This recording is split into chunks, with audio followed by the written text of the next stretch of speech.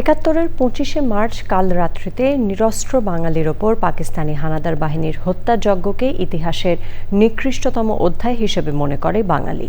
এই বর্বরতায় সেদিনের শহীদদের নানাভাবে স্মরণ করে বিভিন্ন সাংস্কৃতিক সংগঠন। মিথিলা নাজরিনের রিপোর্ট। বাংলাদেশ গণসংগীত সমন্বয় পরিষদের উদ্যোগে বাংলাদেশে গণহত্যা দিবস ও কালরাত্রির স্মরণে প্রতি বছরের মতো এবারও রায়েরবাজার জাতীয় বধ্যভূমিতে শহীদদের স্মৃতির প্রতি পুষ্পস্তবক অর্পণ করা হয়। আমরা চাচ্ছি আজকের এই ২৫ মার্চ এই কালরাত্রের এই দিনটাকে বিশ্ব দরবারে তারা জাতীয়ভাবে আন্তর্জাতিকভাবে স্বীকৃতি দান করুক। দিবসের তাৎপর্য তুলে ধরেন আয়োজকরা। মানবতা বিরোধী অপরাধ হয়েছে, সেই অপরাধগুলো স্বীকৃতি পাক।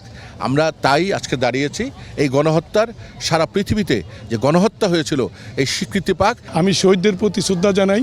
সেই কালরাত্রে যারা শহীদ হয়েছে আমাদের ছাত্র ভাইয়েরা, সেই ইকবাল হলে, জরুল হলকে, জগন্নাথ হলে, সেই শাঁখারী বাজারে বিভিন্ন বস্তি এলাকায় সাধারণ মানুষ, রিক্সাওয়ালারা, তাদের সবার প্রতি আমি বিনম্র শ্রদ্ধা জানাই।